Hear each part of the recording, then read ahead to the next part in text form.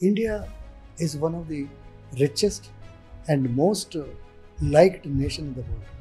So only after British came, then everything disappeared. I should say they looted the country. అంటే systematically break down చేశారు వాళ్ళు. You were a pioneer of even stepping out of the country to study. So what brought in that outlook? Cattle shed bomb to capital city via Washington DC aerospace. Talent is not because of region, caste or some other thing. మా ఊళ్ళో ఒక గురువారు ఆయనది ఒక 2 3/4 land, 6 feet compound వాళ్ళు బయటకు వచ్చేసి ఇలా చూశారు ఆ దర్బార్ హాలు. ఇదేమిటి, వీళ్ళకే ఎందుకు ఉంది, మాకెందుకు లేదు, నాకెందుకు ఉండదు. నేను ఇవన్నీ చేస్తూ ఉంటే సామాజిక వనంలో పై వాళ్ళు ఏమన్నారు తెలుసా, ఈ లక్ష్మణ్ ఎగురుతున్నాడు ఏందిరా అన్నమాట.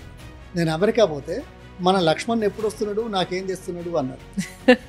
ఎవరైతే లక్ష్మణ్ అన్నాడో, ఎవరైతే లక్ష్మయ్య అన్నాడో వాళ్ళే అమెరికా వెళ్తే లక్ష్మణ్ చేసి ఏం తీసుకొస్తారు. So you actually broke every norm that social class ఏదైతే అనుకుంటారో అది. యుఎస్ నుంచి వెనక్కి ఎందుకు వచ్చేసారు?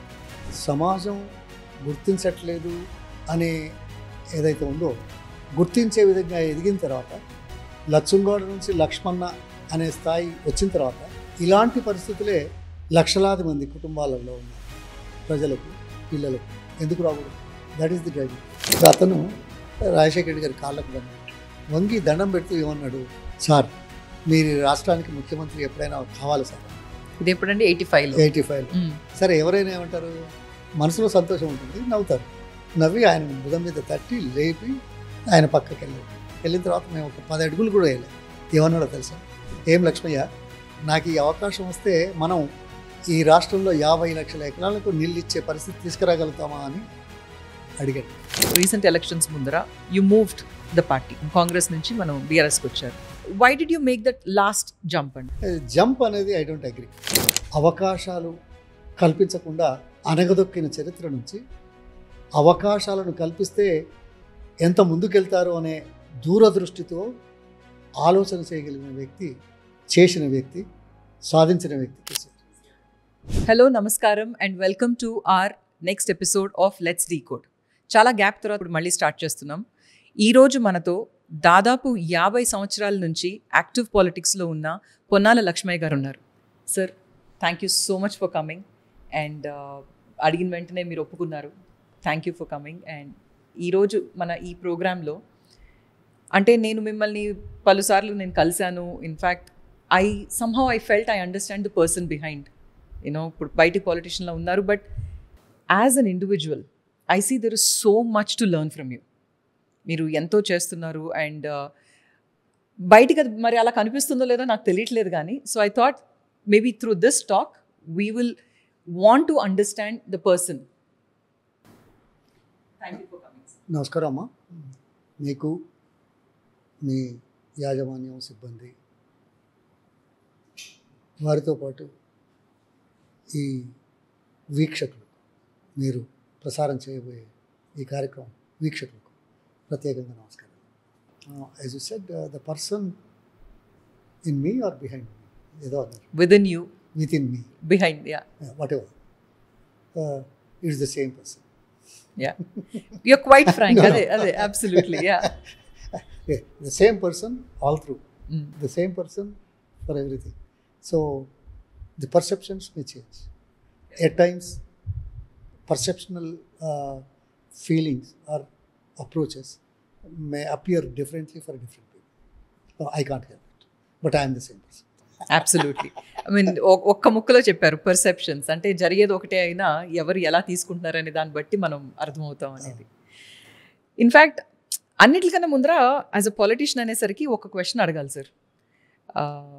పాలిటీషియన్ అన్న వెంటనే పార్టీ కలర్ కాకపోతే ఒక వైట్ కలర్ వేసుకుంటారు ఎవరైనా సరే. టిపికలీ యూనిఫామ్, అది ఒక వైట్ కలర్ దుస్తులు అనేది ఎందుకు వేస్తారు politicians? This again is a perception. Perception అంటారా? ఒక్క నిమిషం. ద రీజన్ వైట్ ఎందుకు వేశారు అంటే, the independence movement, freedom struggle, దాంట్లో మన దేశీయ వస్త్రాలు, ఖాదీ, అనేది ముందు పెట్టారు.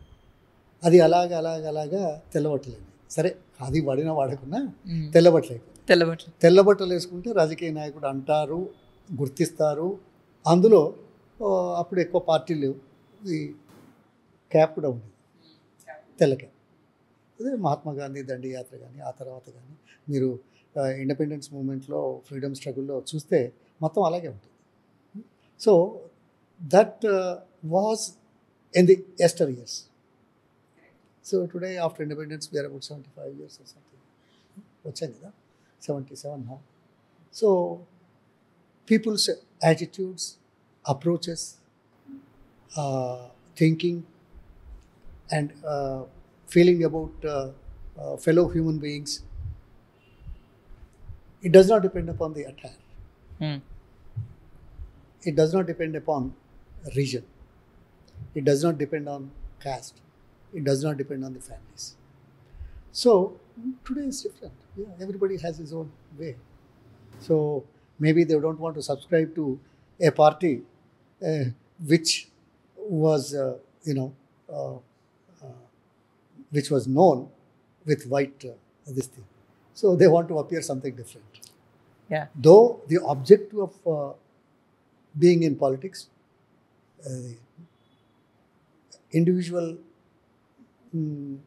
living standards to go up, welfare of the downtrodden or deprived, and development of the area.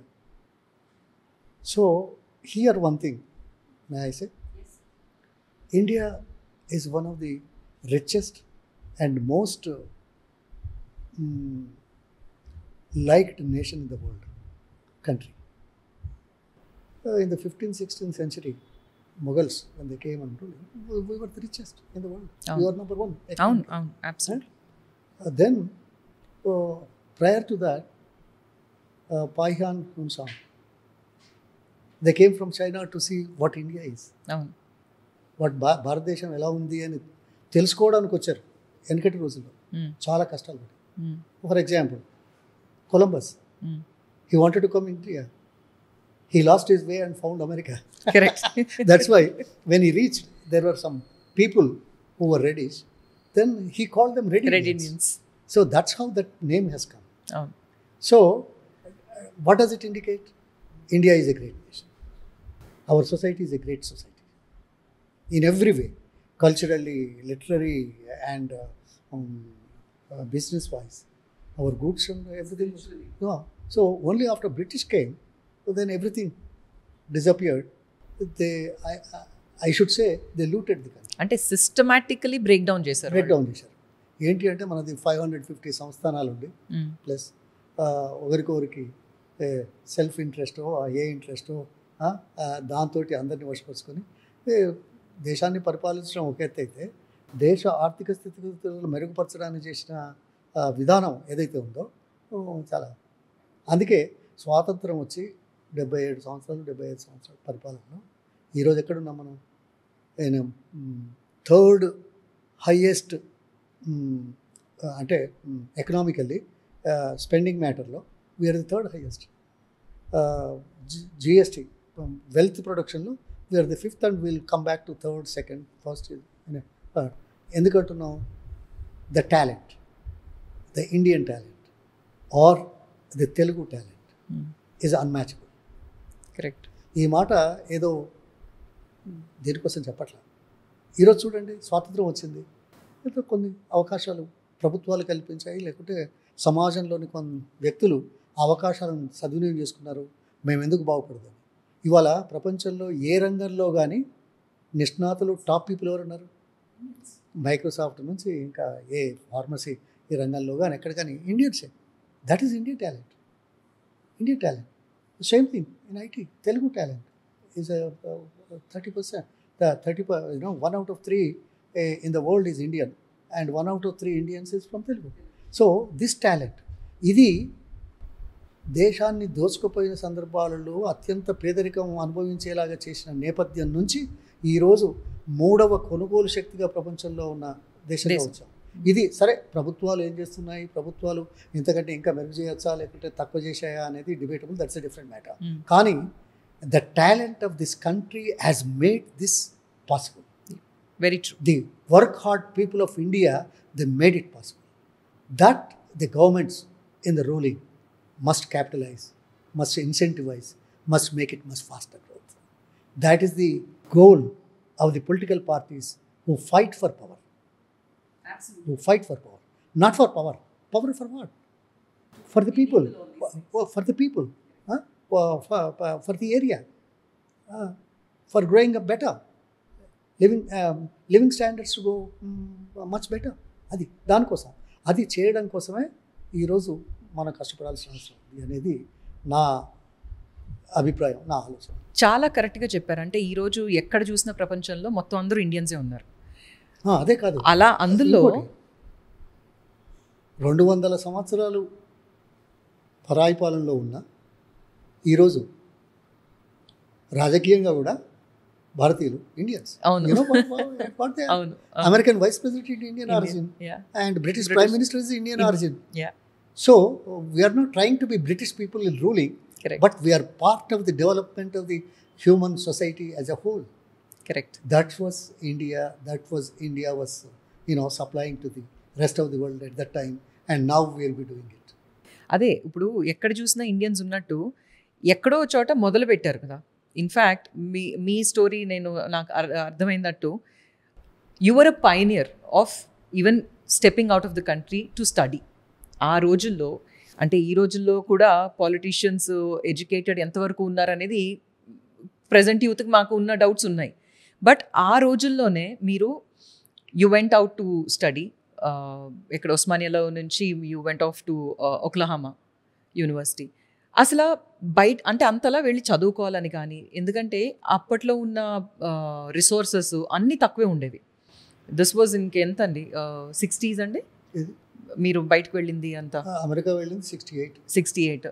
So దాని ముందర so how did this journey begin? అంటే అసలు నేను ఇలా వెళ్ళి చదువుకోవాలని కానీ, లేకపోతే అంటే అందరూ ఆలోచించినట్టు కాకుండా there was something knew about your outlook. So what brought in that outlook? ఇక్కడ ఒకటి మొదలు ఒక సెంటెన్స్ చెప్తాను, మా background. Cattle shed bond to capital city via Washington DC Aerospace. Cattle shed bond to capital city via Washington DC Aerospace. Aerospace, okay. So this explains my background. Okay. So what does it mean by cattle shed bond? Farmer and పశువుల కొట్టంలో పుట్టాం, పెరిగాం. మా father చనిపోయిన తర్వాత పశువుల కొట్టంలో ఉన్నాం, అక్కడ పెరిగాం. సమాజంలో శ్రేణులు ఉన్నాయి, వర్గాలు ఉన్నాయి, అర్థమైంది, కులాలు, సోషల్ క్లాసెస్. సో అంతగా గుర్తించబడినటువంటి సోషల్ క్లాస్ నుంచి వచ్చినాం. గుర్తించకున్నా talent is not because of reason, caste or some other thing. Talent ఎవరి సొత్తు కాదు కదండి, exactly. So given the opportunity, the talent can be established, talent can be brought out, the opportunities that the society has to provide. So in the process మాకు చదువుకోవడానికి స్వాతంత్రం వచ్చిన మొదటి రోజుల్లో 47-50 బాగా ఎడ్యుకేషన్లో బాగా ప్రోద్బలం చేశారు. మేము వెళ్ళేది ఎడ్యుకేషన్. వెళ్తే ఆ చిన్న చూపు మనసులో పడింది. అందరినీ ఒకేలా చూడలే స్కూల్లో కూడా. అప్పట్లో ఇంకా చాలా ఎవిడెంట్గా ఉండేది. అసలు కారణం ఎప్పటి నుంచి అంటే, మా ఊళ్ళో మాది పెద్ద village, is a historical place. Sardar Sarvai Papanna అని, he fought against Nizam. He won Golconda for 7 good years. After that he was changed and he was there in Bhuvanagiri. కిలా జయించి అక్కడ ఉన్నాడు. తర్వాత మా ఊళ్ళో కిలా ఉంది, అందుకే కిలా షాప్ వచ్చింది. So is basically revolutionary type and forward thinking type of people and place there. So that's మా అమ్మమ్మ గారు, మా నాన్నగారు దగ్గర అక్కడికి వచ్చాం. స్కూల్కి వెళ్తూ ఉంటే ఆ రోజుల్లో రేడియో లేవు. మా ఊళ్ళో ఒక దొరవారు ఉండేది, ఆయనది ఒక 2 3/4 land, compound wall of 6 feet height and a Majestic Nizami hall Darbar hall type. At elevated place. ఆ ఇంట్లో ఒకటే రేడియో. ఆ చుట్టుపక్కల గ్రామాలలో కానీ ఎక్కడ కానీ రేడియో లేదు. మేము మా దొరవారి land lord brother in law మాతో కొద్దిగా ఫ్రీగా తిరిగేవాడు. దానికి చాలా కారణాలు, అది కూడా చెప్తాను. అయితే ఏమయ్యా రేడియో వినిపించవా, అందులో మనుషులు ఉంటారా, కనబడతారా అని అడిగే ప్రశ్నలు ఉన్నాయి ఆ రోజుల్లో. అయితే ఓ రోజు సాయంకాలం వార్తలు 7 గంటలకు వస్తాయి కదా, అప్పుడప్పుడే సూర్యాస్తమయం అవుతున్నది. ఇంటికి తీసుకెళ్ళేది ఆ మెజెస్టిక్ దర్బార్ హాల్లో ఓ మూల. You can't imagine what kind of battery was there. It's almost like 4.5 feet height and 3 feet ఇది విడ్త్. అంత అది కార్డ్బోర్డ్ బ్యాటరీ. దాని మీద రేడియో, చాలా పెద్ద రేడియో. అంత బ్యాటరీ మీద అంత రేడియో అంత పెద్దగా ఉండేది. అయితే ఆ రేడియోకేమో ఏరియల్ అని పెట్టేది. ఇది ఫర్ రిసెప్షన్ బాగుండాలి సౌండ్కి, దీనికి. అది ఓ వెదురు బొంగు పెట్టి అక్కడ వైర్ పెట్టేసి, ఆ wire the other end they use to bring it and on the ground they use to dig a hole pot. ఏమంటారు, అందులో శాండ్, తర్వాత కోలు, సాల్ట్ వేసి నీళ్ళు పోసి. ఏంటి రేడియో వినటానికి ఇంత ప్రాసెస్ చేశారు? ప్రాసెస్ ఎందుకంటే ఈ రిసెప్షన్ బాగుండాలని ఈ ఇందులో వేసిన వైర్ ది అదర్ ఎండ్ ఈ ఇందులో పెట్టేది ఏరియా రేడియోలో. చూస్తున్నాం, అప్పుడే వచ్చింది. ఒక్క నిమిషం 2 నిమిషాలు నిలబడ్డాం మేము, 3-4 పిల్లలు.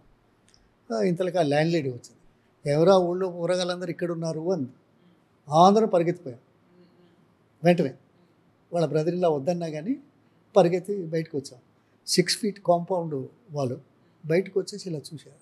ఆ దర్బార్ హాలు, ఆ ఏరియల్ వెదురు బొంగు, తర్వాత గేటు ఇంత పెద్దది, 6 feet కాంపౌండ్ వాళ్ళు చూసి, ఇదేమిటి వీళ్ళకే ఎందుకు ఉంది, మాకెందుకు లేదు, నాకెందుకు ఉండదు. అగో that is the instigation point or the point which pushed me forward. ఇంకో దాంతో నేను అర్థం చేసుకున్నది ఆ రోజుల్లోనే, విద్య విత్తం, లేకపోతే సమాజం గుర్తించదు. విద్య విత్తం అంటే education and wealth, these are the 2 main things the society looks on. At least, oh, he's educated, oh, he's well-to-do. Forget about the social, correct. అప్పుడు ఇంకా అన్ని మర్చిపోతారు కదా, ఇంకా సోషల్ క్లాసెస్, ఆ డిఫరెన్సెస్ అన్ని కూడా మర్చిపోతారు. అది ఈ రోజుల్లో, ఆ రోజుల్లో ఉన్నా దానికి అది ముందుకు రాదు. అవును. అందుకే ఒక్క మాట చెప్పాలంటే, నేను కొద్దిగా యాక్టివ్గా ఉండి, నేను ఊళ్ళో లైబ్రరీలో పనిచేశాను. సాయంకాలం మా మదరు 12 పైసలకు వ్యవసాయ కూలిగా పనిచేసింది. 12 పైసలు దినమంతా పనిచేస్తాయి. నార్లు పోయడం, నాటేయడం, కోయడం, ఈ వేరుశనకాయ పీకడం, వేరుశనకలు కొట్టడం, ఇవన్నీ ఉంటాయి కదా. 12 పైసలు ఆ రోజు. మగవాళ్ళకేమో 25 పైసలు ఇచ్చేది. ఏది వాళ్ళకంటే ఎక్కువ ఆడవాళ్ళే పనిచేసేది. సరే, that was part of that society. Disparity అనేది అప్పటి నుంచి ఉందన్నమాట. ఎప్పటి నుంచో ఉంది, ఇంకా ఉన్నది, ఇంకా ఉంటుంది. అయితే ఈ పాయింట్ ఎందుకు వచ్చిందంటే, నేను కొద్దిగా క్లాస్లో చదవట్లో బాగా యాక్టివ్గా, ఫాస్ట్గా ఉండి ఫస్ట్ వచ్చేవాడిని. చూసేసి చదువుకున్న వాళ్ళతో కలిసి బాగా తిరిగేవాడిని. అయితే వాళ్ళు ఏం చేశారు, ఆ రోజుల్లో గ్రామాలలో గ్రంథాలయాలు ఉండడం అనేదే వింత. మా ఊళ్ళో జైహింద్ గ్రంథాలయం అని ఒక గ్రంథాలయాన్ని స్థాపించారు. మా ఊళ్ళో కొంచెం చదువుకున్న 10 మంది, అందులో ఇప్పుడు రాములు గారు నా క్లాస్మేట్, డీజీ రిటైర్డ్. వాళ్ళ బ్రదరు వాజ్ తెలుగు ప్రొఫెసర్, తర్వాత తెలుగు యూనివర్సిటీ వైస్ ఛాన్సలర్ కూడా చేశాడు.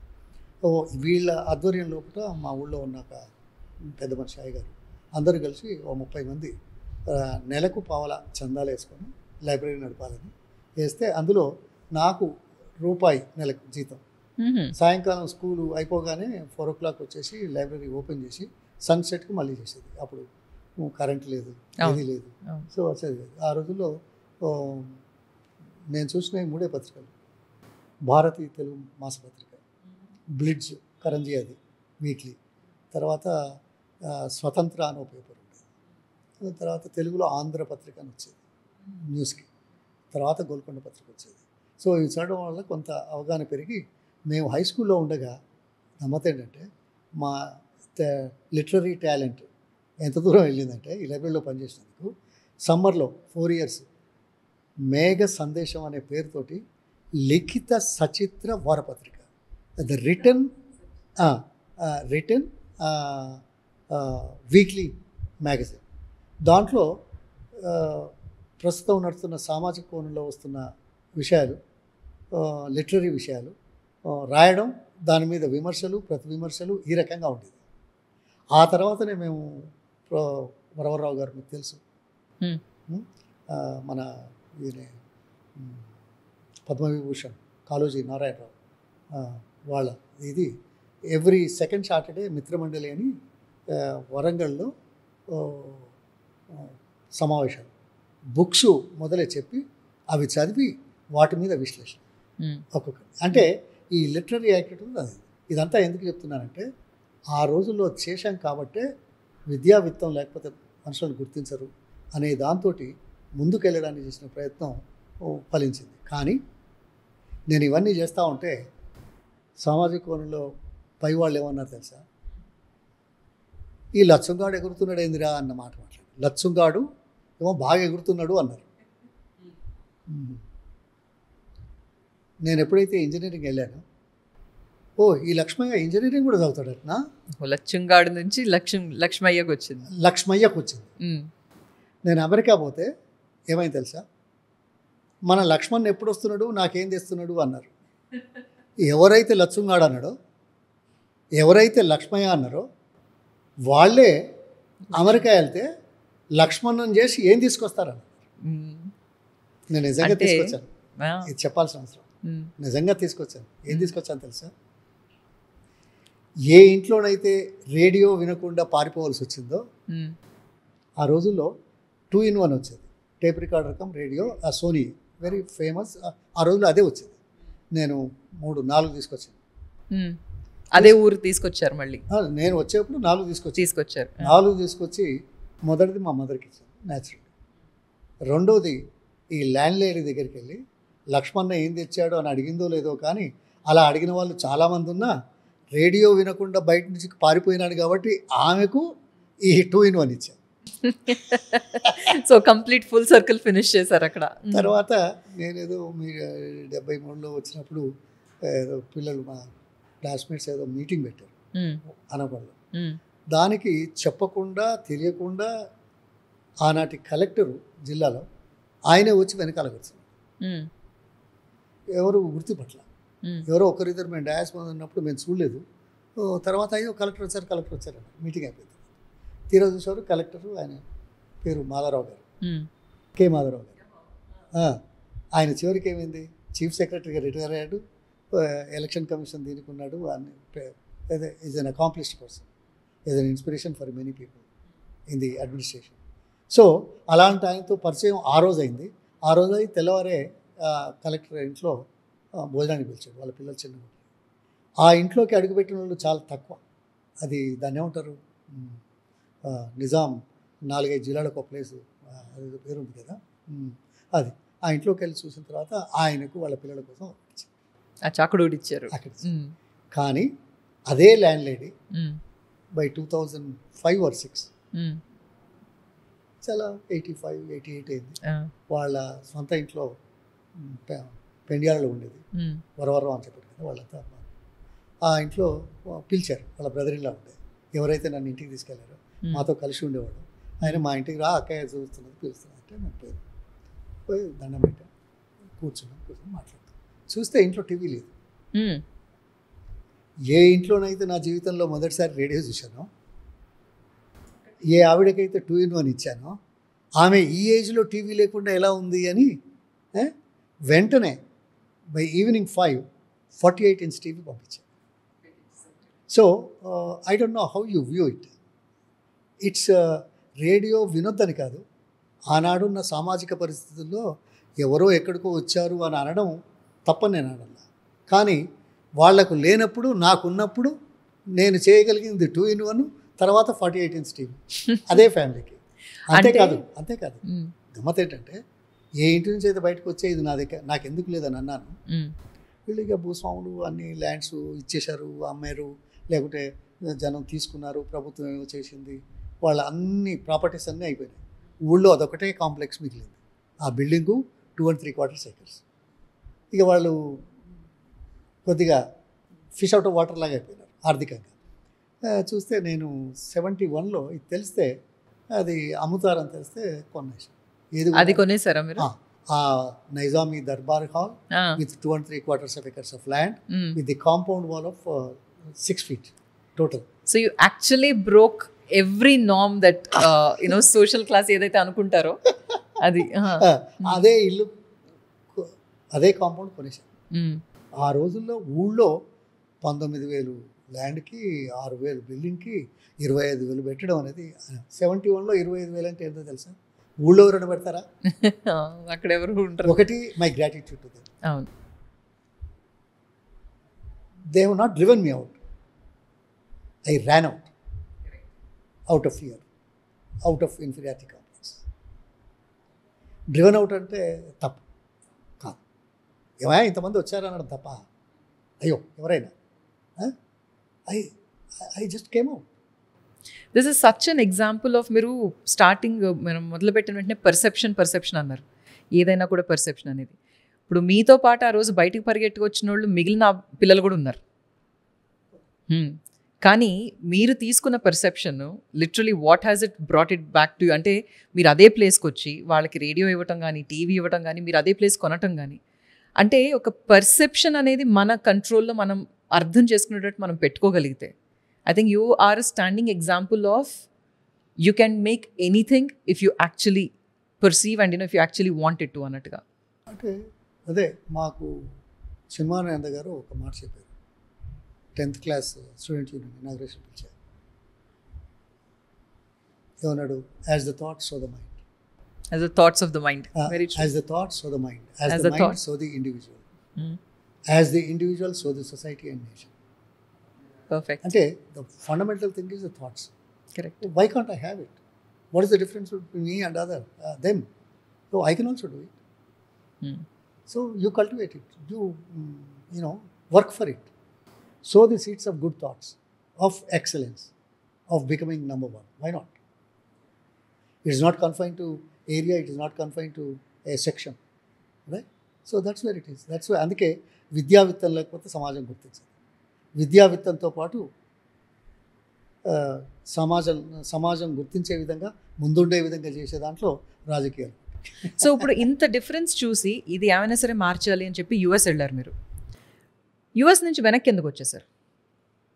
ఎందుకంటే there you were, as much as I know, మీరు నాసా వాళ్ళతో చేశారు and you were very well settled. In fact insurance ఇండస్ట్రీలో కూడా you were one of the top most and everything.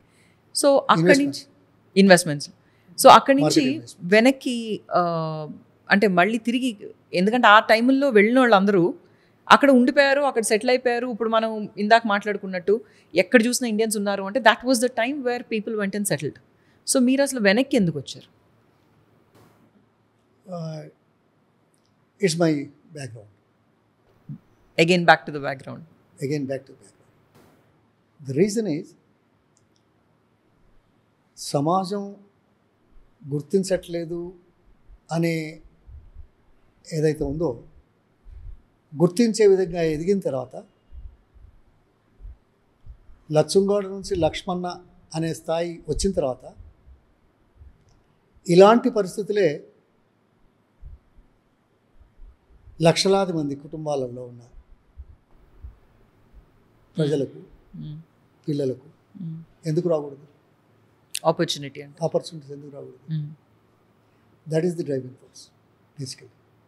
నాలాగా సరే, నేనేదో అవకాశం తీసుకున్నాను, కసితో చదువుకున్నాను, కసితో వెళ్ళాను, నేను ఎట్లా ఫారెన్ లోన్ ఎలా తీసుకున్నాను. ఇంకోటి గమ్మత్ ఏంటంటే, ఆ రోజుల్లో 5 సంవత్సరాలు ఇంజనీరింగ్ అయితే 2వ సంవత్సరం తర్వాత 3వ సంవత్సరం చదువుతున్న నేపథ్యంలోనే అమెరికన్ యూనివర్సిటీలో దరఖాస్తు పెట్టుకున్న వాళ్ళందరూ మీరు ఇమాజిన్ చేయగలుగుతారు కదా నాకు.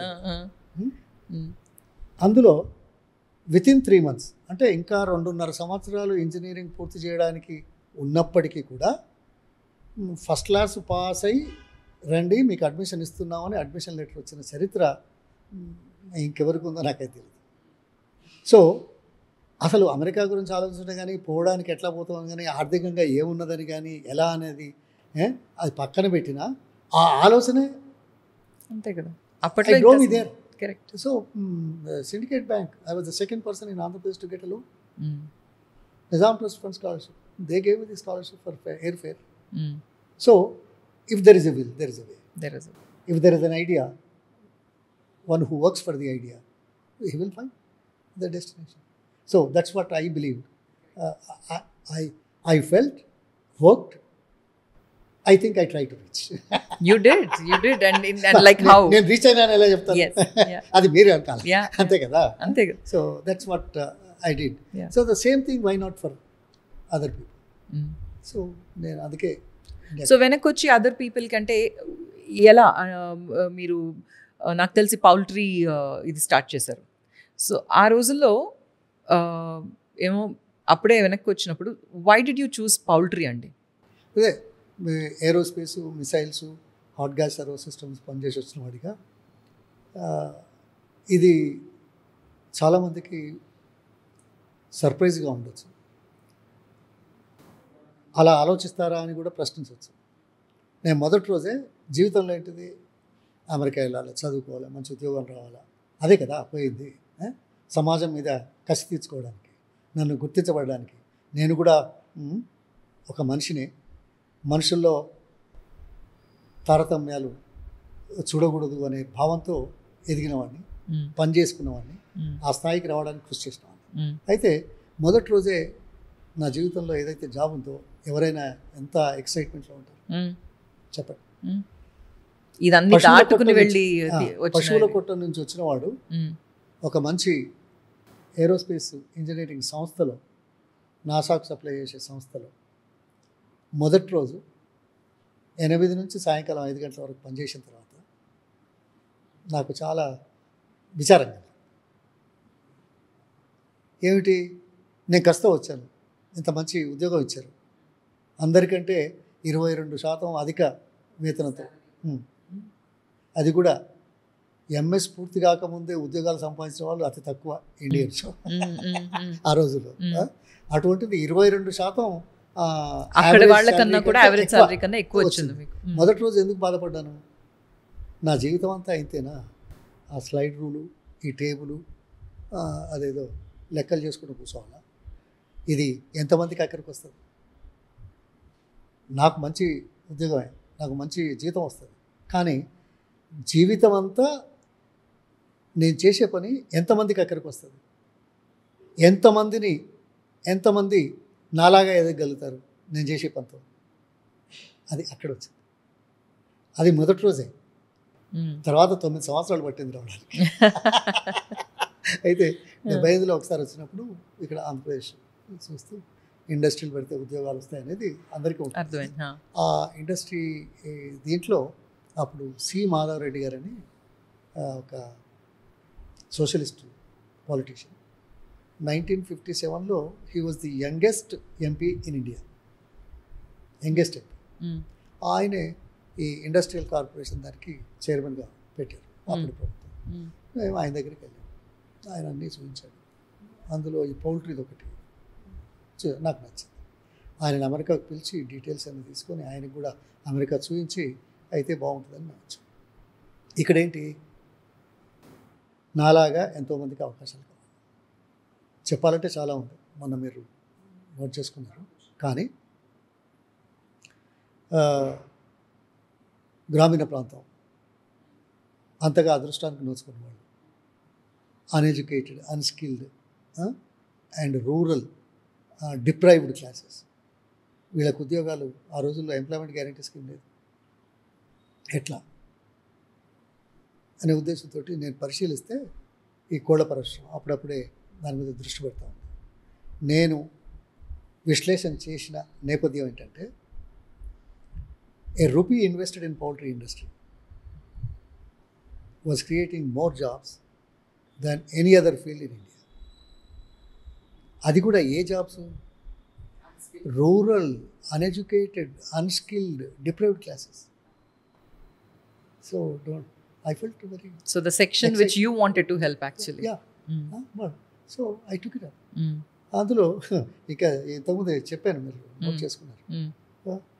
రామగుండం ఫెర్టిలైజర్ ప్లాంట్, దాని కాస్ట్, డైరెక్ట్ ఎంప్లాయ్మెంటు, పౌల్ట్రీలో ఆ రోజులో ఆంధ్రప్రదేశ్ స్టేట్లో ఇన్వెస్ట్మెంటు, ఎంతమంది చేశారు, ఇవన్నీ పోగా poultry litter was ignored. The equivalent fertilizer value of urea versus poultry litter, the poultry litter was not even at the cost of the transportation of the equivalent fertilizer value of the chemical fertilizer produced. And you can imagine. So that's why the whole, the vision, the understanding, the creation and usefulness and for human beings, nutrition, that's different. That's why today స్కూల్స్లో అందరికీ mid day మీల్లో ఇస్తాం, protein ఇస్తాం. అంటే today we are grown up to third largest egg producer and exporter and consumption country in the world. But still per capita consumption Delhi country wide 24 నుంచి 84 అయినా, తెలుగు రాష్ట్రాలలో 24 నుంచి 400 పైసలకి అయినా ఇంకా స్కోప్, ఇంకా ఎక్కువ ఉద్యోగాలు వస్తాయి. That was the driving force. So మీరు అనుకున్నట్టు వెనక్కి వచ్చారు, ఈ పర్టికులర్ సెక్షన్కి కావాల్సినట్టుగా మీరు you started off an industry and everything. Politics, how did it happen అండి? సో అవకాశాలు కల్పించబడాలంటే ప్రభుత్వాల దృష్టి అవసరం. సో ప్రభుత్వంలో ఉంటే బెటర్ అన్న that incentivise, accelerate and create opportunities. Those who take advantage of the opportunities and the incentives, for example, నేను bank loan ఇచ్చింది, నేను అమెరికా వెళ్ళాను. నేను ఒక్కరిని వెళ్తే ఈరోజు 1,000-1,500 families are there because of me. అంటే నన్ను చూసి బయటకు వచ్చిన మా బంధువులు. సో వన్ మ్యాన్ ఇవాళ అవకాశం వచ్చింది. నా దగ్గర మామూలుగా 250 రూపాయలకు పనిచేసిన, పౌల్ట్రీలో పనిచేసిన వర్కరు పిల్లలు ఈరోజు ఐటీ చేశారు, అమెరికాలో ఉన్నారు, ఆస్ట్రేలియాలో ఉన్నారు, కెనడాలో ఉన్నారు, ఇక్కడ మేజర్ కంపెనీలో పనిచేస్తున్నారు. ఈ అవకాశం వచ్చింది కాబట్టి, ఆ ఆలోచన వాళ్ళ మైండ్లో వచ్చింది కాబట్టి, అవకాశాలు కల్పించబడితే ఆకాశం అంతా ఎదగగలగచ్చు అనే ఉద్దేశంతో ఈరోజు దేశంలో, ప్రపంచంలో మన వాళ్ళు అలా ఉన్నారు. అంతే కదా. సో అది దట్స్ వాట్ ఇది ఎందుకు అంటే ప్రభుత్వాల సహకారం, సహాయం, ఎంకరేజ్మెంట్ను తెలుగులో ప్రోత్సాహం కావాల్సిన అవసరం. అందుకు రాజకీయాలు అవసరం. రాజకీయాలు దేనికి? ప్రజల జీవన ప్రమాణాలు మెరుగుపడడానికి చేసే కృషి నంబర్ వన్. నంబర్ 2 ప్రాంతాల అభివృద్ధి. అంతగా అదృష్టానికి నోచుకోని వాళ్ళకి అవకాశాలు కల్పించడం, తర్వాత వాళ్ళని ముందుకు తీసుకెళ్లే దాంట్లో ప్రభుత్వం, ఇది ప్రభుత్వం ద్వారా సాధ్యమైంది. సో ఇది చేసే పనితో పాటు, దీని పౌల్ట్రీతో పాటు నేనేం చేశాను, మొదలు 91లో మంత్రిగా కాగానే మాది తెలంగాణలో ఎత్తైన ప్రాంతం, ఒక 260 గ్రామాలలో నేను డైరీ డెవలప్ చేశాను. 22,000 మంది రైతులు వాళ్ళ డైరీతో జీవనోపాధి, నెలకు 10 నుంచి 15,000 ఆదాయం వచ్చేది చేశాను. తెలంగాణ ప్రాంతంలో 260 గ్రామాల నుంచి అత్యధికంగా మిల్క్ సేకరణ అక్కడనే జరుగుతుంది. అంటే కరువు ప్రాంతం అంటే ఎలాగో వాళ్ళకి నీళ్లు లేవు, వ్యవసాయం కష్టం చేయలేదు. So and alternative for alternative అదొకటే. అందుకే కరువు ప్రాంతాలలో మీరు చూడండి డైరీ బాగా డెవలప్ అయింది. అవును, మిగతా ఏరియా రాష్ట్రంలో కానీ దేశంలో కానీ. అందుకే అది చేస్తూ గోదావరి నీళ్ళే శరణ్యం తెలంగాణ ప్రాంతానికి, ఎత్తైన ప్రాంతానికి అని 85లో 2 సంవత్సరాలు ఉద్యమం చేశాం. నేను, పురుషోత్తం రెడ్డి గారు, నేను ప్రధాన కార్యదర్శిగా, ఆయన అధ్యక్షుడిగా. ఎందుకు ఆలోచించాం?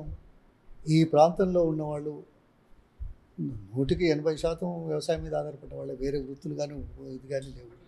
నేనేదో I was the second person creating jobs in old Warangal జిల్లా, యునైటెడ్ వరంగల్ డిస్ట్రిక్ట్. అంతకుముందు ఆలంజాయి మిల్లు, థ్యాంక్స్ టు నిజామాబాద్. అంతే కదా. ఆ తర్వాత ఇది పెరిగింది. అయితే ఇక్కడ పాయింట్ ఏంటంటే, మనం గోదావరి నీళ్ళు పోరాటం చేసాం. మా ముఖ్యమంత్రి ఎన్టీ రామారావుని కలిసాం, గవర్నర్ని కలిసాం, ప్రధానమంత్రిని కలిసాం, చివరిగా తీసుకురాగలిగాం. అది రాజశేఖర రెడ్డి గారు రాయలసీమకు, తర్వాత మేము తెలంగాణకు, యాదృచ్ఛికమో మరి దైవ నిర్ణయమో తెలియదు కానీ ఆయన ముఖ్యమంత్రి కావడం, నన్ను ఇరిగేషన్ మంత్రిగా చేయడం. దానికి ముందు ఒకటి 1985లో మేము చేస్తున్నప్పుడు ఆయన కూడా రాయలసీమ నీళ్ళ కోసం పోరాటం చేశారు. ఎలక్షన్ల తర్వాత రాజశేఖర్ గారు ఆయన తర్వాత ఓ రోజు శ్రీశైలంకి వెళ్దాం అన్నాడు. మంచి సార్ కాస్తాం, నేను ఆయన కేవీపీ గారు ఫ్యామిలీస్తో ముగ్గురం పూజకి వెళ్ళాం. సరే అక్కడ స్థానిక లీడర్ కదా, ఇంకా ఉత్సాహం ఉంటుంది. వాళ్ళు 3.5 గంటలు అభిషేకం చేయించారు. చేసిన తర్వాత బయటకు వచ్చాం.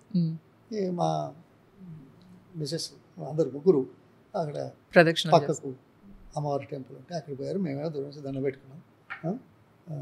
ఎట్లాగో ఈ అమ్మగారులు మేము రోజు దండం పెట్టినా పెట్టకుండా పెట్టినట్టే కదా.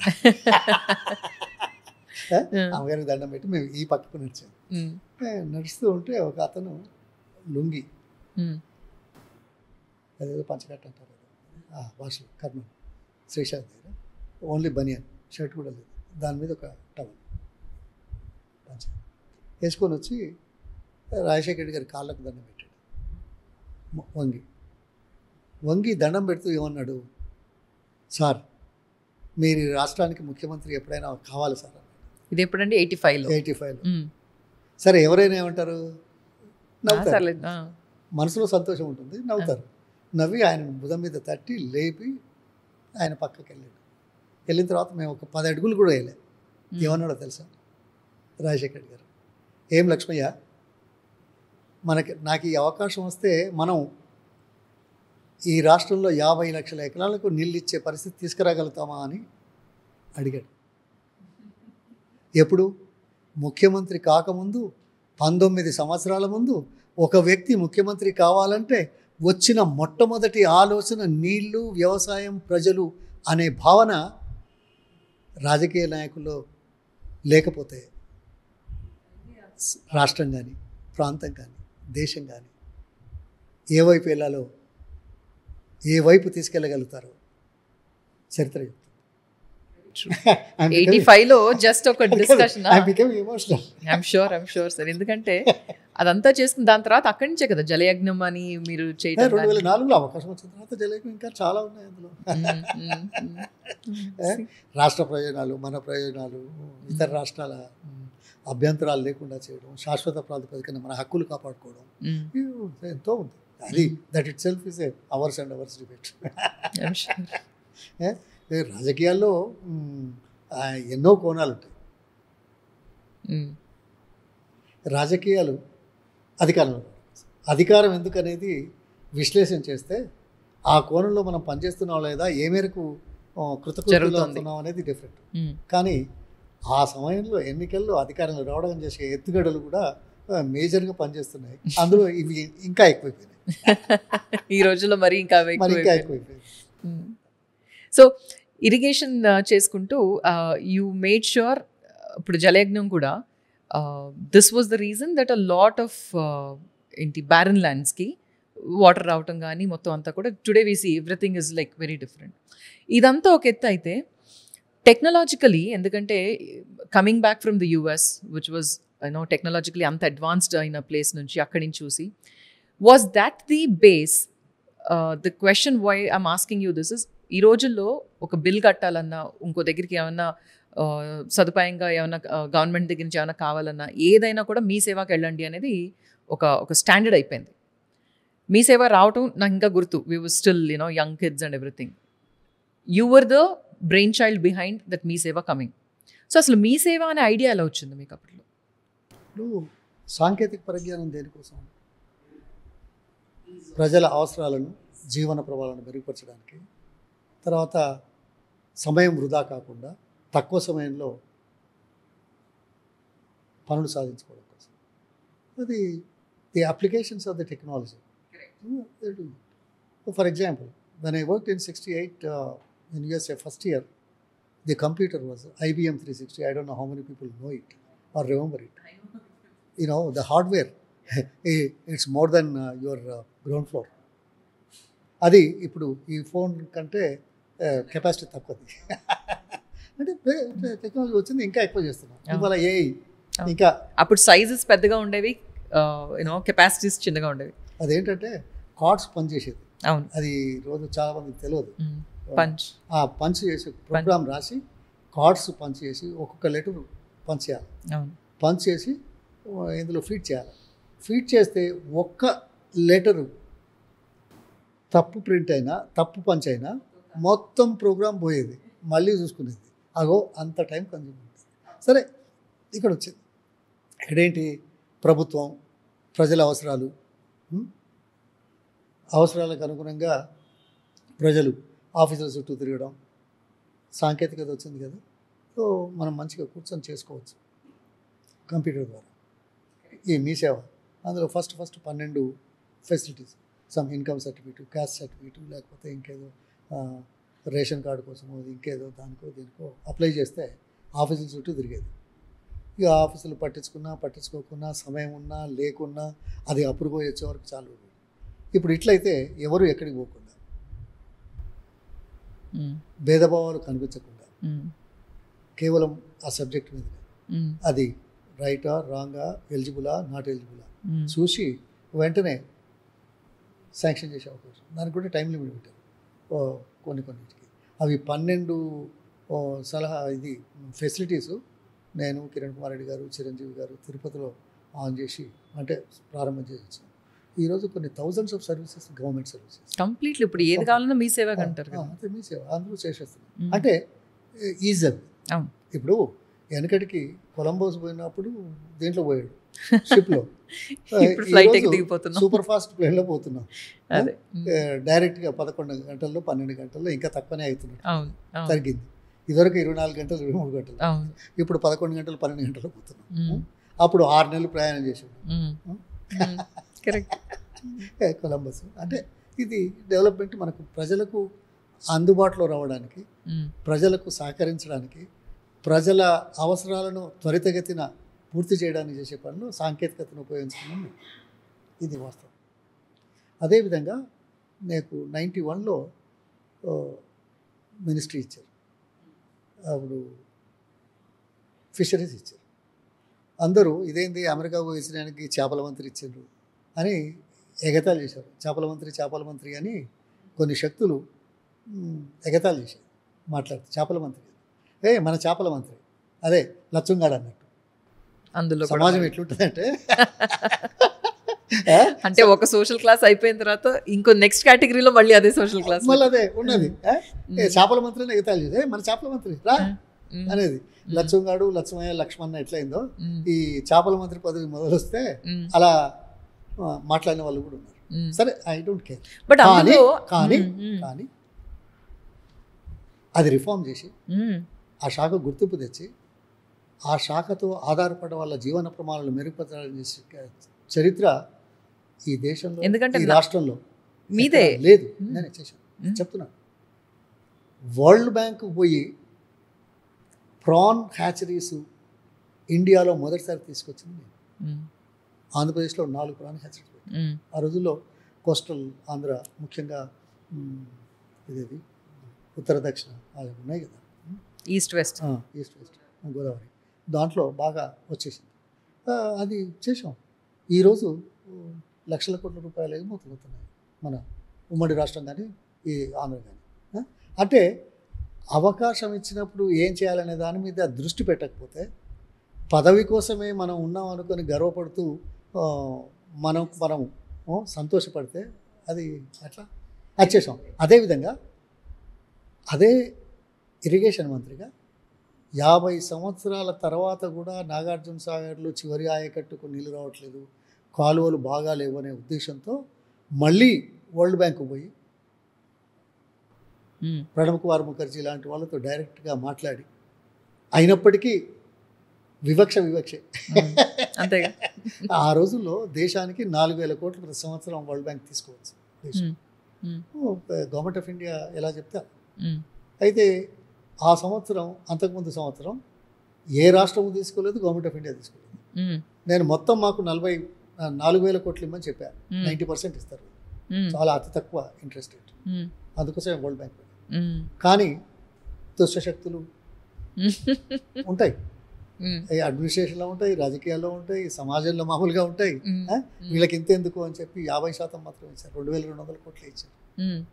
అది తీసుకొచ్చి కాలువలు బాగు చేస్తే 22,13,000 ఎకరాలు కుడి కాలువ ఎడమ కాలువ చివరిగా ఆయకట్టుకు నీళ్ళు చేసిన చరిత్ర. అంటే మనకు అవకాశం వచ్చింది అత్యంత తక్కువ వడ్డీతో తీసుకొచ్చి దేనికోసం? ఇప్పుడు వనరులు ఉన్నాయి, వాడుకోలేకపోతున్నాం పూర్తి స్థాయిలో. అది చేసాం. అంటే నేను అనేది ఏంటంటే ఆ దృష్టితో రాజకీయాల్లో పనిచేశాం కాబట్టి పౌల్ట్రీ అయినా, డైరీ అయినా, ఫిషరీస్ అయినా, ఐటీ అయినా, జలయజ్ఞం అయినా. ఇందులో ఇంకోటి నాకు తెలిసింది ఏంటి అంటే, మీరు ఫిషరీస్ మినిస్టర్గా చేసినప్పుడు ఈ ఫిషర్ విమెన్కి కోఆపరేటివ్ సొసైటీగా కూడా చేశారు కదా. అప్పట్లో ఇంకా అసలు ఈ ద్వాక్రాలు లేవు లేదా ఇలాంటివి ఏమీ లేవు. బాగానే మరి అంత రీసెర్చ్ చేసుకోవాలి కదండి. ఇంత చేశారు మీరు. మనం మాట్లాడినప్పుడు చెప్పింది గుర్తుపెట్టుకున్నారు.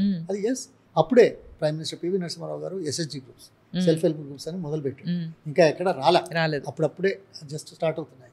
నేను ఫిషర్ ఉమెన్కి ప్రాబ్లం ఏంటంటే సామాజిక కోణం చూడండి.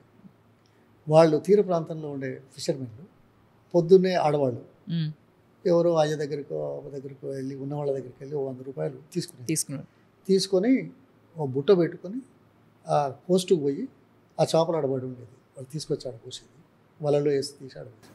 ఆ బుట్టలో ఎత్తుకొని 100 రూపాయలకు వాళ్ళు ఏదో ఇచ్చేది, ఏ లెక్కన ఇచ్చేది. అది తీసుకొని వచ్చి బజార్లు తిరిగి అమ్మేది. మధ్యాహ్నం వరకు సాయంకాలం వరకు అమ్మి మళ్ళీ ఆ 100 రూపాయలకు సాయంకాలం మరో 20 రూపాయలు, మరో 10 రూపాయలు అదనంగా ఇచ్చే పరిస్థితి. అంటే ఒక్క రోజుకు 100 రూపాయలకు 10 రూపాయలైనా 20 రూపాయలైనా అదనంగా ఇచ్చేటువంటి పరిస్థితులు ఉన్న నేపథ్యాన్ని అధిగమించడానికి, మరింత ప్రోత్సాహం కలిగించడానికి ఈ ఫిషర్ ఉమెన్ సొసైటీస్ అని పెట్టి ఒక్కొక్క దాంట్లో 10 మంది అయితే ఒక్కొక్కరికి 200 చొప్పున 2,000 రూపాయలు 48 సొసైటీలకు శాంక్షన్ చేసి గవర్నమెంట్. దానికో చరిత్ర ఉంది. బ్యూరోక్రాట్స్ ఇది అవసరం లేదు, అది పెద్ద పెద్ద పేర్లు మీకు తెలుసు. కానీ అవసరాల గురించి ఆ రంగం మీద ఆధారపడే వాళ్ళ జీవన ప్రమాణాలు మెరుగుపరచడానికి ఆలోచన చేయాల్సిన బాధ్యత రాజకీయంలో రాజకీయ నాయకులది, ప్రభుత్వాలది అనేది గుర్తు చేయడానికి చేస్తున్నాను. అది సరే, మీరు అన్నట్టు పదవి కోసమే కాకుండా నిజంగానే పదవి చెయ్యాలి. పదవి కోసమే, పదవి దేనికి? పదవి అగైన్ ఇది మీ పర్సెప్షన్. కానీ అందరు పొలిటీషియన్స్ అలాగే ఉంటే దేశం ఈ రోజు నిజంగా ఇంకా ఎక్కడో ఉంటుంది. ఇప్పుడు ఫస్ట్ ఇవరికే ప్రపంచంలో నంబర్ 1 ఎప్పుడు అయిపోయింది. కరెక్ట్, మీరు అన్నట్టు perception is the only answer for everything. సరే, ఇదంతా ఒక ఎత్తు అయితే మళ్ళీ నేను కమింగ్ బ్యాక్ టు టెక్నాలజీ. మీరు ఐటీ మినిస్టర్గా కూడా చేశారు. ఐటీ మినిస్టర్గా చేసినప్పుడు that's when the actual boom was also happening. So ఈరోజు నిజంగానే ఇప్పుడు మనం హైటెక్ సిటీ అనుకుంటున్నా, గచ్చిబౌలి అనుకుంటున్నా, ఈ వస్తున్న కంపెనీస్ ఇవన్నీ అనుకుంటున్నా. I want you to tell us అసలు ఏంటి, అసలు ఎలా తీసుకొచ్చారు ఇవన్నీ, ఇన్ని కంపెనీస్ కానీ? నేను మొదలు చెప్పాను, ఇండియన్ టాలెంట్, తెలుగు టాలెంట్, దాన్ని క్యాపిటలైజ్ చేసుకోవడానికి ప్రోత్సాహం. ఇక్కడ హైదరాబాదు సెంట్రల్లీ లొకేటెడ్. ఈ ప్రాంతంలో పెట్టుబడులు బెంగళూరులో బాగా పెడుతున్నారు, ఇక్కడ కూడా పెట్టాలని అప్పుడున్న ప్రభుత్వంలో. First thing is outer ring road, first thing is ఒక ఇంటర్నేషనల్ ఎయిర్పోర్ట్. ఇప్పుడున్న శంషాబాద్ ఎయిర్పోర్ట్ అది ఆ category lowest category international airports. కానీ ప్రపంచంలో నంబర్ 1గా రికార్డ్ అయింది ఇప్పుడు వరుసగా 3-4 సంవత్సరాలు. ఇప్పుడు ఇంకా ఎక్స్పాండ్ అవుతుంది. సో ఆ ఫెసిలిటీ దేనికి? అప్పుడు అది చేస్తూ ఉంటే అంత దూరమా, ఇంత దూరం పోతారా అని అనేవాళ్ళు ఉంటారు. దీంట్లో కారణాలు చెప్పేవాళ్ళు ఉంటారు, లేకపోతే వేరే ఆలోచనలతో చేస్తున్నారు అనేవాళ్ళు కూడా ఉంటారు. కానీ అది నంబర్ 1 అయింది. దాంతోపాటు పివి గారి పేరు మీద పివి ఎక్స్ప్రెస్ వే ఎయిర్పోర్ట్ పెట్టారు. అప్పుడు కూడా విమర్శలు వచ్చాయి, చాలా ఫాస్ట్గా పోవడానికి. అంతే కదా, ఫ్లైఓవర్ కదా, మొత్తం రోడ్, మొత్తం అంతా ఎయిర్పోర్ట్ వరకు ఆల్మోస్ట్. తర్వాత అవుటర్ రింగ్ రోడ్. ఇవాళ కూడా ఇంకా మాట్లాడుతున్నాం, ఇంకా చేస్తున్నాం, దేశమంతా చేస్తున్నాం, ఇంకా మన గురించి మనం మాట్లాడుతున్నాం. తర్వాత కేసీఆర్ గారు వచ్చిన తర్వాత చాలా పెద్ద ఎత్తున హైదరాబాద్ నగరంలో చేశాం. ఆ రోజుల్లోనే మెట్రో ఢిల్లీ తర్వాత పెద్ద మెట్రో. నేను అమెరికాలో ఉండగా రష్యా వెళ్ళాను, మన ఇక్కడికి ఫ్రాన్స్కి వెళ్ళాను. న్యూయార్క్లో అయితే మాకు ఎప్పుడు మెట్రో చూసాం. That is one of the oldest metros. అది చూసాం. రష్యాలో మెట్రో అన్ని ప్యాలెస్ లాగా సబ్స్టేషన్స్. ప్యారిస్లో మంచి మెట్రో, ఒక్క సెకండ్ కూడా టైం ఇది కాదు. జపాన్లో చూసాం, సూపర్ ఫాస్ట్. ఇక్కడ అవసరం ఉంటుంది, ఇన్ఫ్రాస్ట్రక్చర్ బాగుంటుంది, మనం కంప్లీట్ చేయాలి బెంగళూరుతో. సెంట్రల్లీ లొకేటెడ్, బాగుంది. మంచినీళ్ళ గురించి గోదావరి నీళ్ళు కూడా ప్లాన్ చేసింది. ఇవన్నీ చేయడం వల్ల ఏమైంది అంటే ప్రపంచ దృష్టి మారింది. ఐటీ ఇన్సెంటివ్స్ పెట్టి, హార్డ్వేర్ కూడా ఇన్సెంటివ్స్ ఇచ్చాం. మేము థాయిలాండ్కి వెళ్ళాం, చూసొచ్చాం. ఇక్కడ సోలార్ పవర్ దాని మీద కూడా మేము ఇన్సెంటివ్స్ ప్రకటించాం. సోలార్ పవర్ పాలసీ 2013లో క్యాబినెట్ మినిస్టర్స్ దాంట్లో నేను ఉండి చేసిందే. ఇవాళ 6,000 పైసలు మెగావాట్లు. ఆ రోజు మొత్తం పైప్ లైన్స్ దగ్గర నుంచి అన్ని ఎవ్రీథింగ్. అయితే ప్రాంతం పెట్టడానికి మెట్రో ఏమైంది తెలుసా? 2013లోనే 14లోనే ప్రపంచంలో నంబర్ 1 మెట్రోగా న్యూయార్క్లో గుర్తించబడింది. ఇది లేఅవుట్, ప్లానింగు, అవసరాలు. సరే, విమర్శలు చేసే వాళ్ళు చేస్తూనే ఉంటారు. You should always be looking for the best. Correct. Try to do the best, achieve the best. ఆ రకంగా ఆలోచన చేస్తే సరే. అంతకుముందున్న ముఖ్యమంత్రి గారు ప్రారంభం చేశారు. అంతకంటే ముందు 91, 94లోనే అప్పటి ముఖ్యమంత్రులు ఫౌండేషన్ ఇచ్చిన సంగతి తెలుసు. 400 కోట్ల ఎగుమతులు కూడా లేనటువంటిది ఈ 10 సంవత్సరాల్లో దాదాపు 58,000 కోట్ల ఎగుమతులకు వచ్చింది. ఈరోజు దాదాపు 3 లక్షల కోట్లకు వచ్చింది. పెరుగుతుంది న్యాచురల్లీ. ఇప్పుడు బాలశిక్ష అంటాం, ఎందుకంటే అప్పుడు బాలశిక్ష అనేది ఫస్ట్ గ్రేడ్, తర్వాత 5th గ్రేడ్ చదవాలి కదా. చదవాలనుకునే వాళ్ళు 10th కంప్లీట్ చేయాలన్నా, తర్వాత చదువుకుందాం అనుకుంటే ఇంటర్ కావాలన్నా, తర్వాత BS కావాలన్నా, తర్వాత MS కావాలన్నా, ఇంకా చదువుదామంటే PhD చేయాలన్నా. ఇవాళ నేను MS చదువుతున్నాను అని సంకలు కొడితే ఇవన్నీ చదవందే MS చేస్తున్నావా? ఒక్క ముక్కలు ఎలా చెప్పారండి. అంటే పునాది ఎప్పుడు వేసినా ఆఖరి ఎప్పుడు జరిగినా కూడా you cannot stop the Indian talent. Correct. You create the situation, hour talent will catch up. That's what exactly happened in Hyderabad. Very true. Yeah, that is the Telugu talent. Correct. And it's an ideal for the entire country also, entire world. I discussed with Concor, I discussed with Amazon, I discussed with Google. I presented my, this thing, Hyderabad. I presented about IT and Hyderabad in British Parliament. అవకాశం తీసుకున్నాం అంటే publicity కావాలి, తెలియాలి ప్రపంచానికి. So చేసాం, వచ్చింది. తర్వాత లోకల్గా ఇన్ఫోసిస్ కానీ, తర్వాత TCS కానీ, లేకపోతే అదేంటి W తోటి విప్రో మీరు భూమి పూజ చేయటం అంతా కూడా అదే ఇవన్నీ తీసుకొచ్చిన తర్వాత వాళ్ళకి కావాల్సిన అడ్డంకులను తొలగించడానికి కృతనిశ్చయంతో లక్ష్యాన్ని చేరుకోవడానికి చేసే పనిలో ప్రభుత్వ పరంగా చేశాం కాబట్టి అవి తొందరగా. లేకపోతే ఇంకా 10 ఏళ్ళు 20 ఏళ్ళు పట్టేది వాళ్ళకి. మనం ల్యాండ్ ఇచ్చాం, ఇన్సెంటివ్ ఇచ్చాం, చేయమన్నాం, చేయలేదు.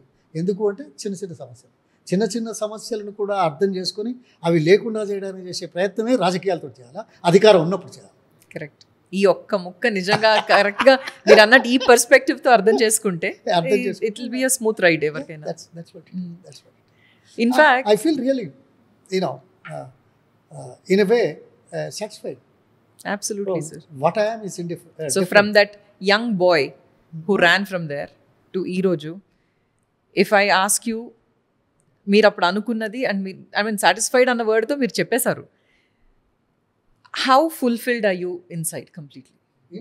How fulfilled are you inside అంటే ఎంత సంతృప్తిగా, హౌ ఇన్ యోర్ వర్డ్స్ అంటే మీరు చెప్పండి. అంటే ఆ జర్నీ ఇంతవరకు ఒక్క స్నాప్ షాట్లో చూడాలి అంటే నా కోణంలో నేను చాలా సంతృప్తి పడుతున్నాను. నా ఆలోచనకు అనుగుణంగా పని చేయగలిగినవాడిని. అవకాశం ఉన్నప్పుడు చేశాను, చేయించాను, అంతే తప్ప ఏదో పేరు కోసం, పదవుల కోసం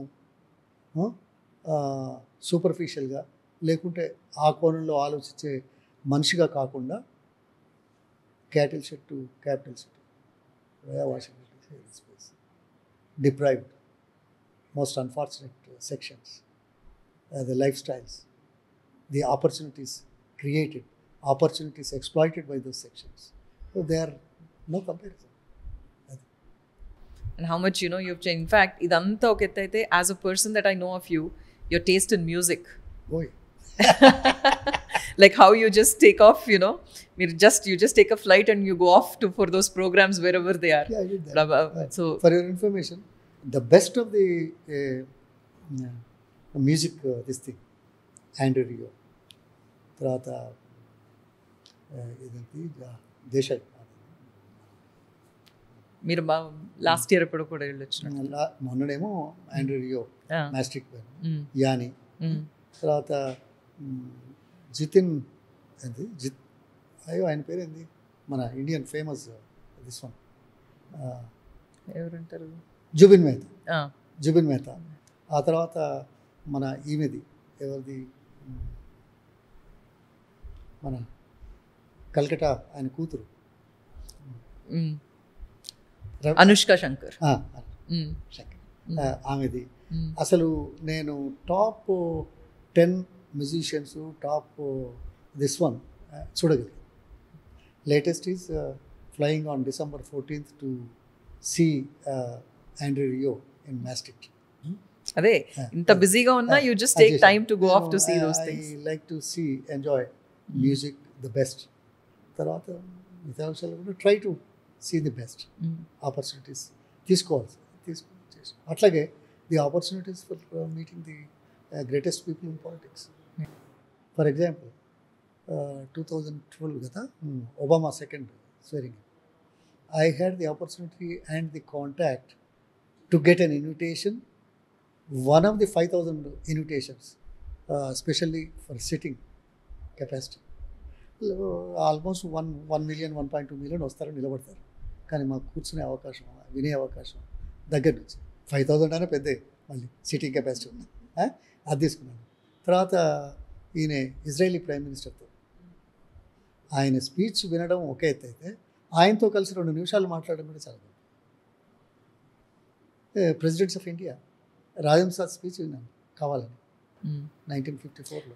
I think you are that example of opportunities ఉన్నా లేకపోయినా, అంటే మనం దాంతో పుట్టకపోయినా కల్పించుకుని, అండ్ ఒకసారి దృఢ సంకల్పం అంటారా, ఆర్ ఒకసారి when you determined that why can't I change, or why should I not అనే క్వశ్చన్ ఒకటి మనం అడగగలిగితే.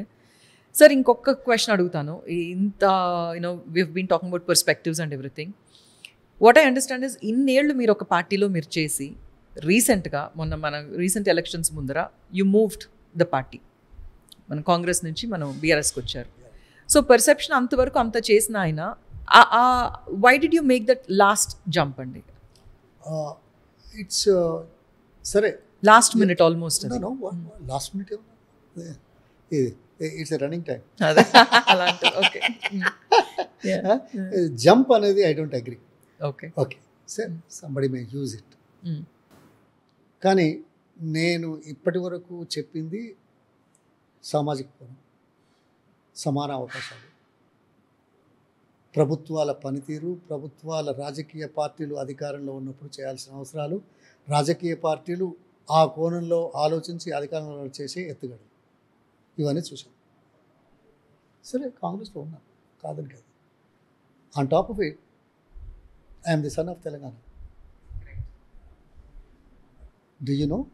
Not many people. Today, Jayashankar గారి వర్ధంతి, అప్పుడే నివాళులు అర్పించి వచ్చాం. తెలంగాణ, ఆంధ్ర మొదటి నుంచి కూడా కొంత వివాదం. భాషాపరిత రాష్ట్రాలు ఏర్పాటు చేసే ముందు ఉద్యమాలు జరిగాయి. అప్పుడు నేను 4th క్లాస్, 55. అప్పుడు ఏమన్నది, మాకు హైదరాబాద్లో చదువుకున్న ఒకరిద్దరు పిల్లలు మా ఊరికి వచ్చి ఇదే వద్దు అనేది. అప్పుడు ఆంధ్రప్రదేశ్ అని లేదు, ఆంధ్ర అని లేదు, విశాలాంధ్ర అనే మాట తీసుకొచ్చారు. అయితే మేము ఉద్యమం చేస్తే బడిగంట కొట్టి బజార్లోకి వచ్చి విశాలాంధ్ర వద్దు తెలంగాణ ముద్దు అనే నినాదంతో బాజార్లు తిరిగి జనానికి చెప్పి 55 ఉమ్మడి ఆంధ్రప్రదేశ్ ఫార్మ్ కాకముందు. దాంతోపాటు మీరు ఒక విషయం ఇక్కడ గుర్తుంచుకోవాలి. స్వాతంత్రం వచ్చిన మొదటి రోజుల్లో ప్రభుత్వాల ముఖ్యమైన అంశాలు ఏంటి? Education level is very low, చదువుకున్న వాళ్ళు చాలా తక్కువ మంది, అది కూడా కొన్ని సెక్షన్సే చదువుకున్నారు, మిగతా అన్ని సెక్షన్స్కి అవకాశం లేకుండే, వాళ్ళకి తెలియదు కూడా. వాళ్ళ జీవితంలో వాళ్ళ తల్లిదండ్రులు ఏం చేశారో అది చేయడమే గొప్ప అనుకున్నారు, కానీ అది చేయడమే కష్టమవుతున్నది అనుకున్నారు, కానీ అది కూడా దొరకట్లేదు అనుకున్నారు. కానీ అర్థమైందా నా ఎక్స్ప్లెనేషన్? అయితే ఆ మాట ఉంటే మొదట్లో ఎడ్యుకేషన్ మీద దృష్టి పెట్టారు ప్రభుత్వం, రాష్ట్రాలు, కేంద్రం. అప్పుడు టీచర్లను నియమించారు. తెలంగాణలో ఎక్కడి నుంచి వచ్చారు టీచర్లు? అసలు చదువుకున్న వాళ్ళే తక్కువ, అందులో తెలంగాణలో ఇంకా తక్కువ. అందులో తెలంగాణలో చదువుకున్న వాళ్ళు కూడా ఉర్దూ మీడియం, మేమే ఫస్ట్ బ్యాచ్ తెలుగు మీడియం, మాకంటే ముందు ఉర్దూ మీడియం. మేము టీచర్లు అయ్యే వరకు 10 ఏళ్ళు పడుతుంది, 15 ఏళ్ళు పడుతుంది కదా మా తరం. అంటే అక్కడ తెలుగు చెప్పేవాళ్ళు, కానీ ఇది లెవెల్ ఎడ్యుకేషన్ తక్కువ.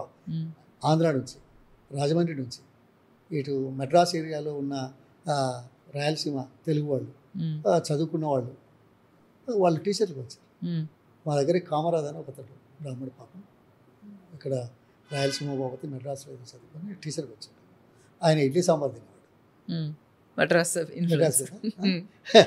అయితే విశాలాంధ్ర వద్దు తెలంగాణ ముద్దు అనుకుంటూ idli sambar go back, idli sambar go back, ఈ నినాదం అప్పుడు వచ్చింది.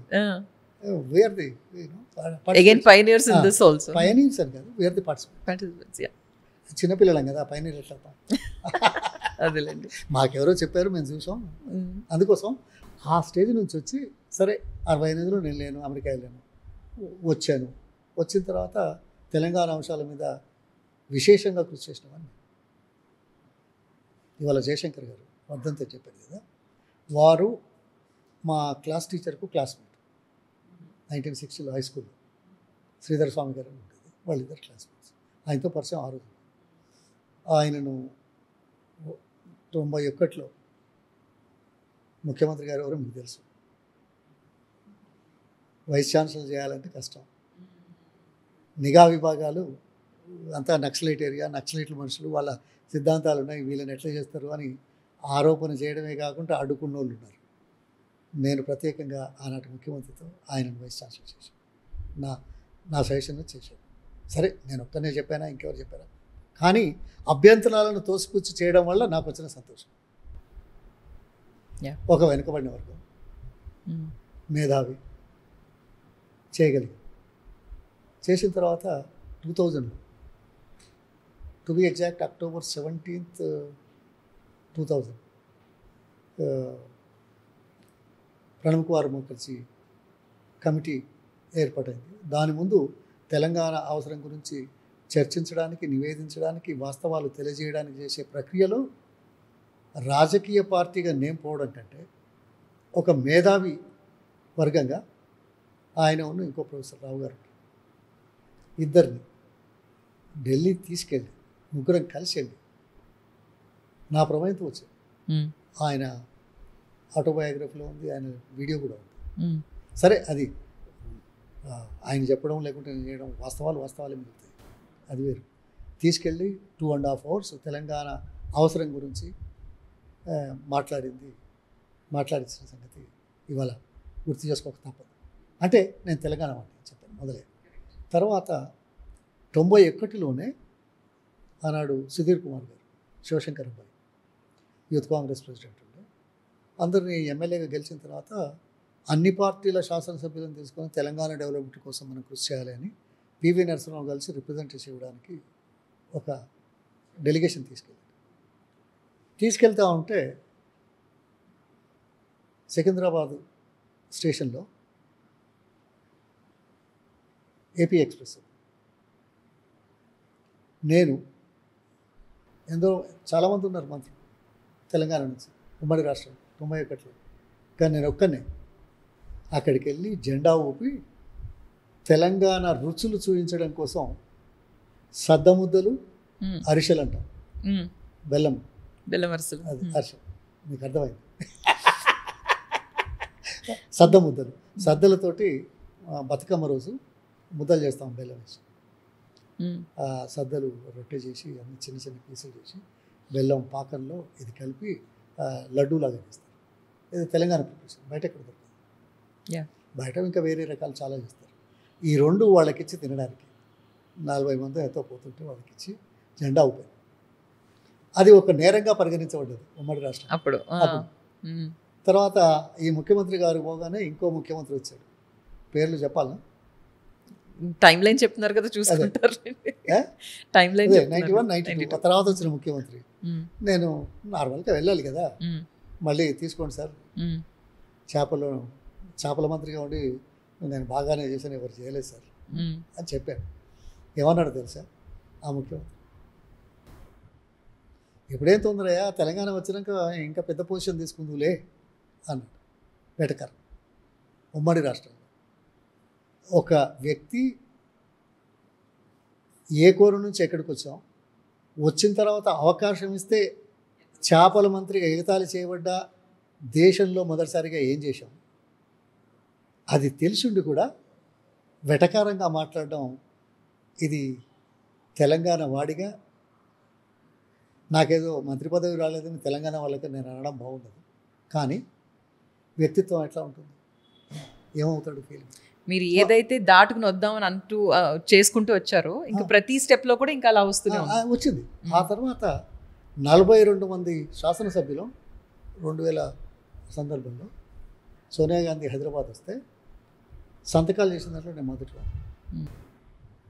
అది కూడా రాజశేఖర రెడ్డి గారికి చెప్పి, ఆయన ప్రతిపక్ష నేత. అంటే తెలంగాణ గురించి ఆలోచించామని చెప్తాను. తర్వాత 2013లో కాంగ్రెస్ పార్టీ పరంగా ఏర్పాటు చేసిన బహిరంగ సభలో కూడా తీర్మానం ప్రవేశపెట్టినాను నేను తెలంగాణ కోసం. సో పార్టీ జంప్ అయ్యారన్నారు. ఓకే, ఎందుకు మారాల్సి వచ్చింది అని ప్రశ్న వేసుకుంటే, సరే ఆ పార్టీలో ఉన్నాను, ఇంత స్థాయికి ఎదిగినప్పటికీ అవకాశాలు కల్పించిన నేపథ్యంలో కూడా సామాజిక కులంలో అవహేళనలు తప్పడం లేదు. ఆత్మగౌరవాన్ని చేస్తున్నారు, మర్యాద లేకుండా అయిపోయింది, ఆత్మగౌరవం లేకుండా అయిపోయింది, గుర్తింపు లేకుండా అయింది. సరే, ఇప్పుడు తండ్రిని చంపి రాజైన చరిత్ర కలిగిన మన దేశంలో ఒక వర్గం ఇంకో వర్గపు వాళ్ళని రానియకుండా చేయడం తప్పు కదా, నేను తప్పను. కానీ గుర్తించకపోవడం, మర్యాద చేయకపోవడం అనేది మరింత ఇది. అందులో ఎవరు రాజకీయంలో కానీ, ప్రభుత్వంలో కానీ, పార్టీకి కానీ, ప్రభుత్వానికి కానీ, ప్రజలకు కానీ, ప్రాంతానికి కానీ చేయగలిగింది ఏ మేరకు చేసాం అనేదైనా కనీసం గుర్తించకపోతే చాలా బాధేసింది. నేను కాదని, నాకు పివి గారికి ఎన్నికల్లో పనిచేశాను, ప్రణబ్ ముఖర్జీతో చాలాసార్లు భేటీ అయ్యి చాలా విషయాలు మాట్లాడాను. అయితే చెప్పేది ఏంటంటే, చూశాను, నేను తెలంగాణ వాడిని, నేను అవమానాల పాలవుతున్నాను, నా కోణంలో పనిచేయాల్సిన అవసరం. సరే, కేసీఆర్ గారు తెలంగాణ నినాదంతో పార్టీ పెట్టి, ఓకే, ఇక్కడ 2 విషయాలు గుర్తించాలి. స్వతంత్ర పోరాటం 200 సంవత్సరాలు, చివరి 10 సంవత్సరాల్లో 15 సంవత్సరాల్లో గాంధీ, నెహ్రూ, సుభాష్ అండ్ పటేల్, ఈ నలుగురితోటే కదా ఆ 15 సంవత్సరాల్లో దేశం ఒకటై బ్రిటిష్ వాళ్ళు వెళ్ళిపోవడానికి కారణమైంది. అంతే కదా. అంటే 200 ఏళ్ళ నుంచి వద్దన్నారు ఎవరు?